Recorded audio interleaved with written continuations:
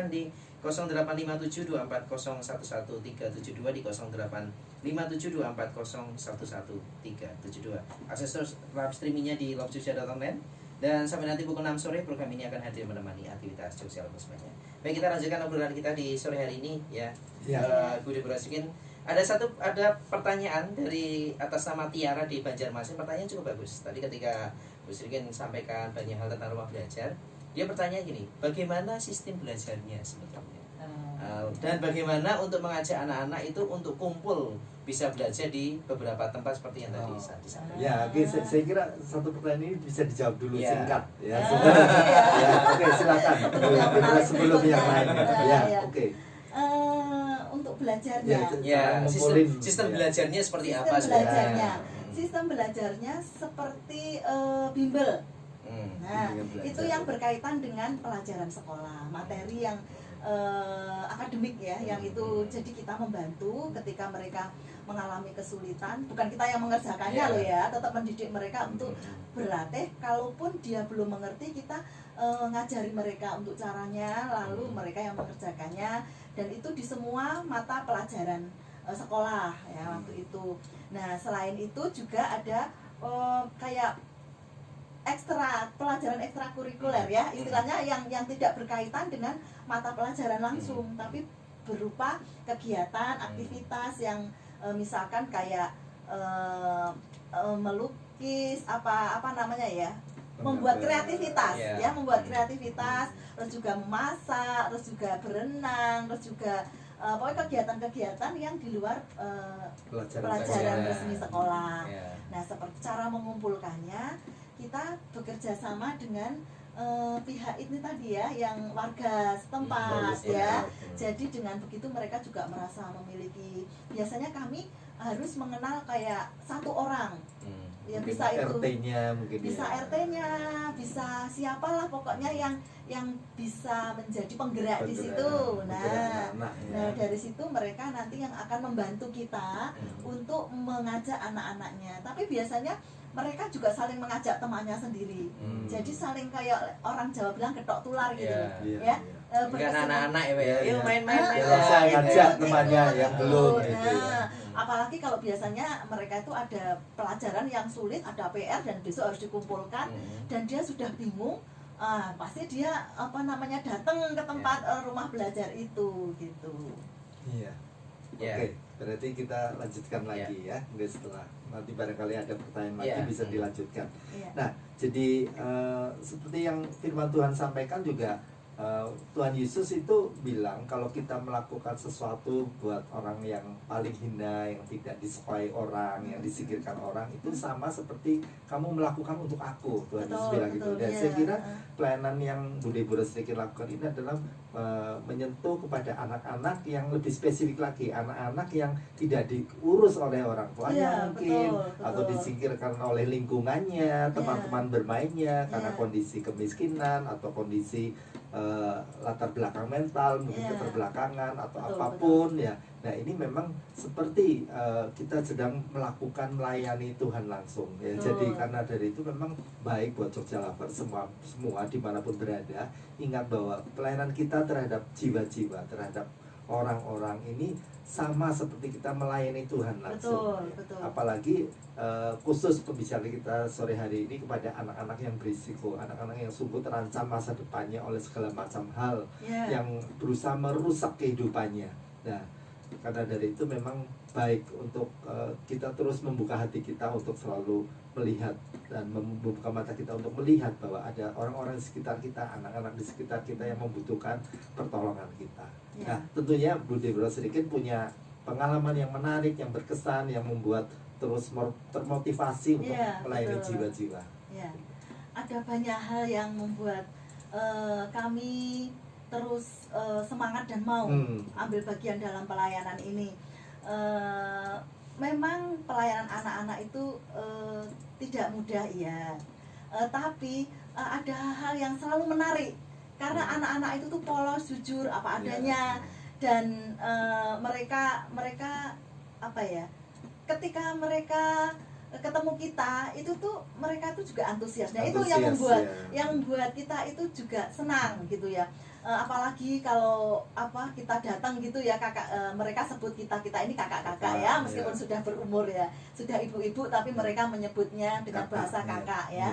Nah mereka itu langsung berlarian gitu.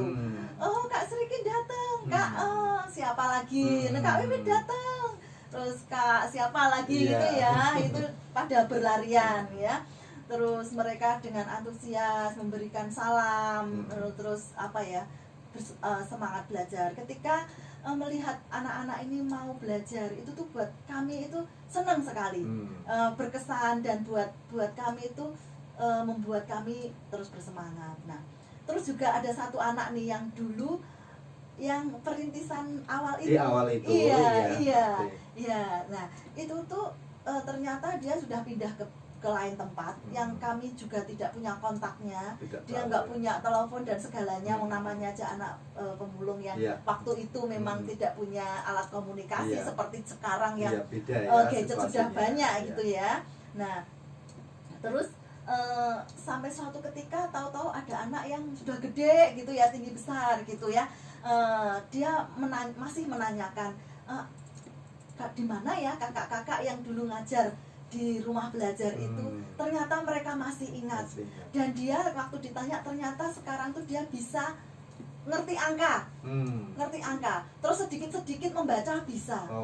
Berarti yang waktu itu kita ajarkan itu berguna dan tidak ada yang sia-sia ya, walaupun gitu sepertinya tidak seperti apa gitu ya. Waktu itu memang sulit banget kalau mau ngajarin aja ya, namanya itu kakinya kotor, harus nyuci kakinya dulu. Nyuci karena duduk di tikar ya. Pemulung nggak pakai sandal jepit, nggak hancur kotor, harus cuci dulu kaki anak-anak itu. Nah, tapi ketika melihat hal yang sepertinya kecil ya, tapi itu menyenangkan sekali gitu loh. Paling tidak anak-anak ini nih bisa sedikit-sedikit bisa baca, ngerti angka, itu buat kami itu menyenangkan sekali. Nah, berkesan lah buat saya. Nah, itu di pihak anak-anak ya. Tapi sebenarnya di pihak kami sendiri ada banyak berkat yang kami terima. Nah, bagi pekerja-pekerjanya betul sekali. Nah, baik saya secara pribadi, saya cerita jadi mau ini yang pribadi ini perlu diceritakan. Jadi pengen nangis saya. Supaya itu jadi inspirasi juga bagi Jogja Lovers. Saya terharu. Jadi teringat masa lalu soalnya. Masa lalu yang bagus. Masa lalu yang bagus betul. Karena kan kami sudah lama terlibat dalam pelayanan ya. Jadi begitu dulu istilahnya sudah lulus kuliah, langsung terjun di dalam pelayanan dan terus sibuk di situ ya, di dalam pelayanan banyak hal lah ya yang pokoknya dikerjakan. Nah, sampai akhirnya orang bilang mungkin terlambat menikah begitu ya. Belum mendapatkan pasangan hidup. Pasangan hidup ya. Nah, terus waktu itu tanpa sadar ketika saya ketika sudah ambil pelayanan rumah belajar ini, tidak lama itu Tuhan pertemukan dengan seseorang untuk yang sekarang jadi suami saya. Itu. Nah itu, itu penting itu. Nah saya baru merenung begini, Tuhan kok Tuhan itu baik ya. Waktu itu saya sudah hampir memutuskan karena saya sudah berusia 37 tahun. Cukup matang kan? Sudah matang sekali kan Kak Sam? Pak Sam? Oh iya matang. Jadi enggak sekali lah. 37 tahun. Nah waktu itu saya sudah bersiap-siap untuk kalau seandainya Tuhan izinkan saya menikah, saya akan menikah. Tapi kalau tidak, saya sudah mulai mempersiapkan diri untuk hidup sendiri. Nah, tapi Tuhan baik, Tuhan pertemukan dengan orang yang baik dan akhirnya saya menikah. Dan bukan hanya pasangan hidup, bukan hanya suami yang Tuhan berikan hadiah ke saya, tapi juga rumah. Tuhan berikan saya rumah. Iya, ketika menikah dapat hadiah rumah ya. Iya, bukan dari suami ya, dari Tuhan lewat orang lain. Nah, jadi berkat yang Tuhan kirimkan ke saya dua, yaitu pasangan hidup dan rumah sekaligus.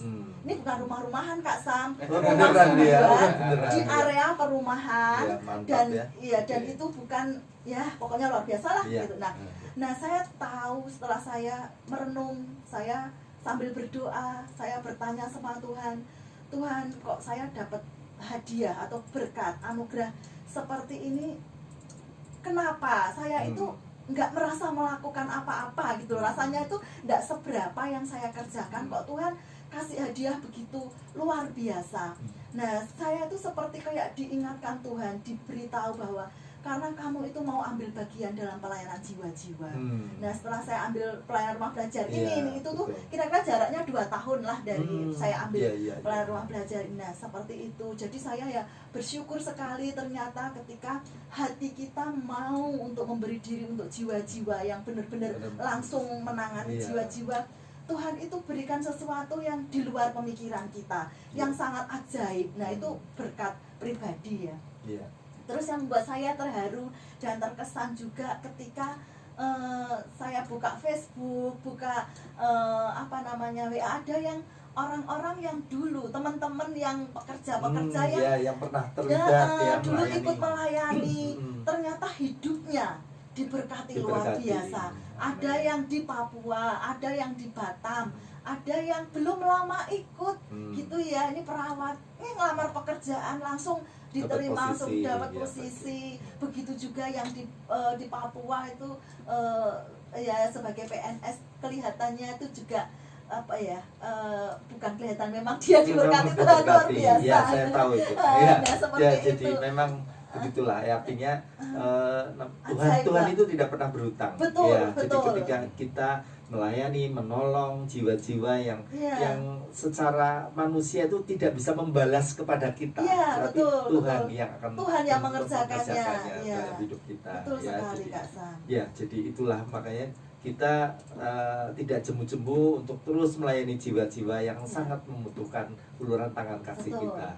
Dan itu yang paling berkesan ya. Ada pertanyaan? Belum ada, Pak. Oke. Kita akan dengarkan pujian berikut ya, sebelum nanti kita bisa ngobrol lebih lanjut lagi sesudah ini. Ya, jadi harus tetap di program Acara Berkati Kota Kita masih terbuka di line interaktifnya di 085724